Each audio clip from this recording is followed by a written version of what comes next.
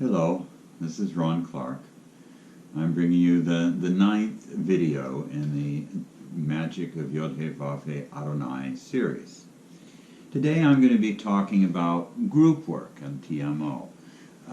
When I first started, first published the Magic of IHVH-ADNI to the public, I became interested pretty quickly in how TMO would work in a group of people, whether or not group work with TMO was possible. And it turned out it was. So in 2003, I started the TMO Working Group, and there were 6 practitioners of TMO at the time who got together and formed the group. The first issue was, how do we meet as a group from all over the world? We were mostly North America and Europe. There was a fellow from New Zealand, a person from Africa. So we were all over and in several different time zones, which sort of complicates working as a group. So the first thing we had to do was, number one, set up a meeting place. Now this was, it was actually in my home, but it was an instrumental meeting place for people from around the world. The first file, which is down below, there's a link to the files that I'm going to be presenting. First file is number 1, the meeting place. So I had at the time a 6-sided coffee table. It was a great coffee table. And I set on top of the coffee table my magic mirror. And from the center of my magic mirror, I projected a beam of Ketheric brilliance. So I sent out an image to everybody of what this looked like, so they had an idea in their mind of where they would be meeting. And we all projected our awareness to the meeting place. Now with TMO, this is very easy to do with the targeting that we can do when we send the Adonai light out to the edges of the metaphorical universe. It's very easy to find the place we were meeting and the time of our meeting and, end up there. So we were standing all together in our meeting place. Now, this also brings up another issue, timing. 10 o'clock on a Wednesday evening where I live would be 2 a.m. in the morning where another person lived, or 3 p.m. the next day where another person lived. So coming together for a meeting at the same time was problematic. We discovered there's 3 types of syncing in a meeting. Number 1 would be true temporal sync, so 10 p.m. my time, 2 a.m. their time, etc. That was obviously problematic. Another kind of syncing was where we meet on the same day at the same local time. So 10 p.m. Wednesday for me is very much like 10 p.m. Wednesday for someone in Europe or someone in Africa. So we would, everybody would do the ritual at 10 p.m. on Wednesday, their local time. This sort of worked.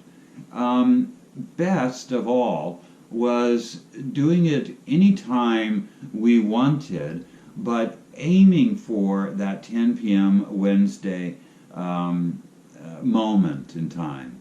So everybody would aim for where I was at 10 p.m. on Wednesday, no matter what day they were doing the ritual.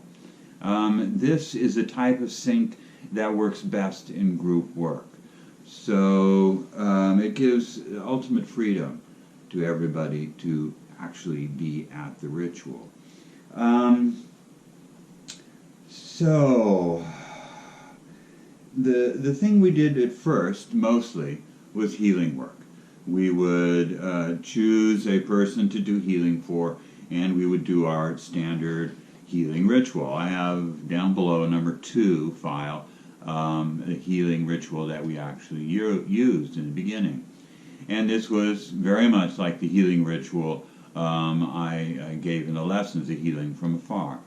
And we found that to be very effective, very, very effective. And we went through quite a few people doing healing for them.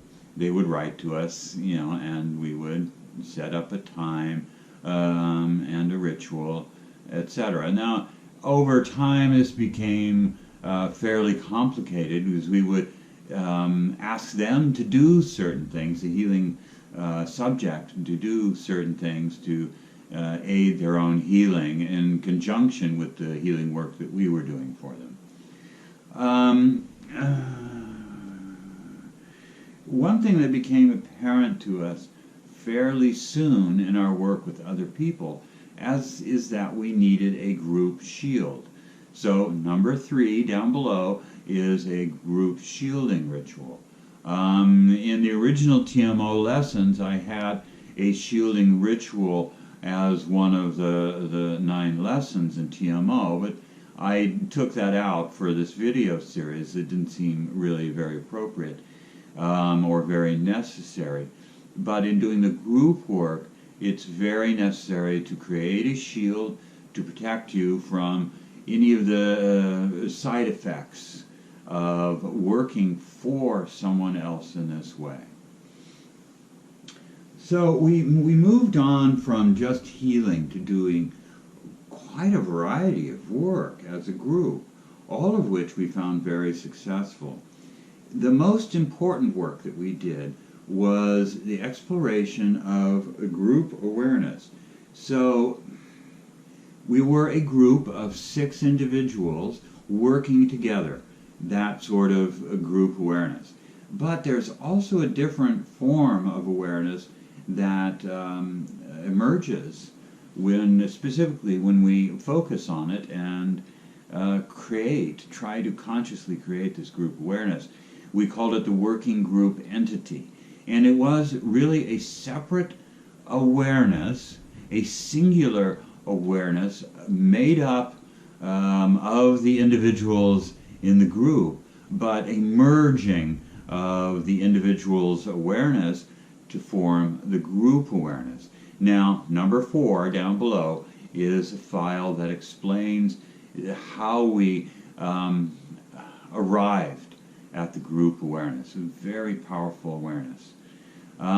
We also did a lot of work with the gates, the 231 gates and then the 182 gates of the Gra tree. We worked them as a group. This was much later in our evolution. And we also worked with the human collective awareness. We had what was called the Mercy Project, in which we sought to encourage the human collective awareness and soothe it in a way, heal it. So, all in all, TMO is perfect for group working. The ability to target any point in time and space to arrive there at the group experience was really profound and quite accommodating. The group went on for about 12 years, a dozen years, and then sort of dissipated from there. So, I would encourage anybody who is interested in group work to join with other people and pursue group work with TMO. It's very powerful and very profound. I highly recommend it.